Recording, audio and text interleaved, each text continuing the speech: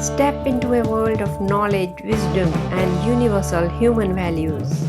This audio podcast is based on Jawaharlal Nehru's Letters from a Father to His Daughter, written to his daughter Indira from the confines of jail. I am your host, Giribala Joshi.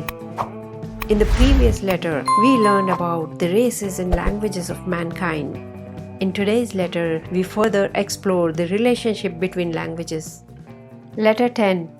The relationships of languages. We have seen how the Aryans spread out over many countries and carried their language, whatever it was, wherever they went. But different climates and different conditions produced many differences in various groups of the Aryans. Each group went on changing its own way with new habits and customs. They could not meet the other groups in other countries as it was exceedingly difficult to travel about in those days. Each group was cut off from the others. If the people of one country learnt something new, they could not tell it to the people in another country.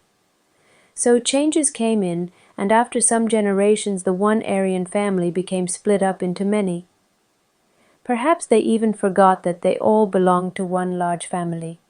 Their one language became many languages, which seemed to differ greatly from each other. But although they seemed so different, there were many common words and similarities. Even now, after thousands of years, we can find these common words in different languages and can tell that once upon a time these languages must have been one. You know that there are many such common words in French and English. Let us examine the two very homely and ordinary words like father and mother. In Hindi and Sanskrit, the words are, as you know, pita and mata. In Latin, they are pater and mater. In Greek, pater and meter. In German, Vater, pronounced Vater, and Mutter, pronounced Mir, and so on in many other languages. Do they not all seem to be very much alike? They have a family resemblance, like cousins. Many words, of course, may be borrowed by one language from another. Hindi has borrowed many words from English in this way, and English has borrowed some words from Hindi. But father and mother could not have been borrowed. They cannot be new words. Right at the beginning, when people started talking to each other, there were of course fathers and mothers, and words must have been found for them. Therefore we can say that these words are not borrowed. They must have come down from the same ancestor or the same family, and from this we can find out that the people living far apart, now in different countries and using different languages, must have belonged once upon a time to the same big family. You will see how interesting the study of languages is, and what a lot it teaches us. If we know 3 or 4 languages, it is not very difficult to learn more languages. You will also see that most of us now living in different countries far from each other long ago were one people. We have changed greatly since then, and many of us have forgotten our old relationships. In every country, people imagine that they are the best and the cleverest, and the others are not as good as they are. The Englishman thinks that he and his country are the best. The Frenchman is very proud of France and everything French.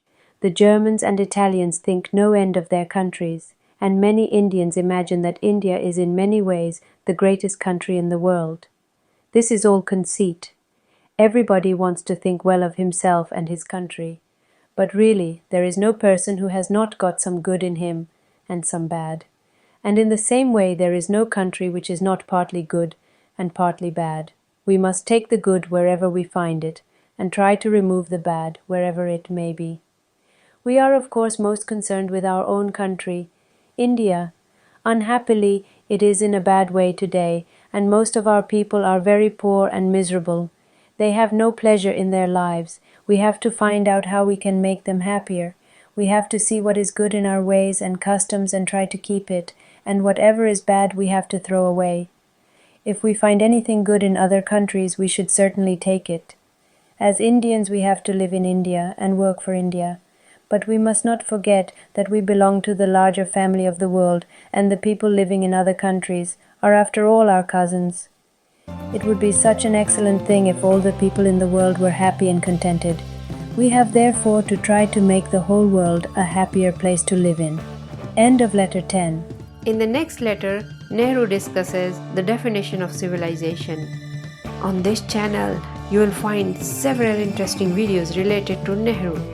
I am Giri Bala Joshi.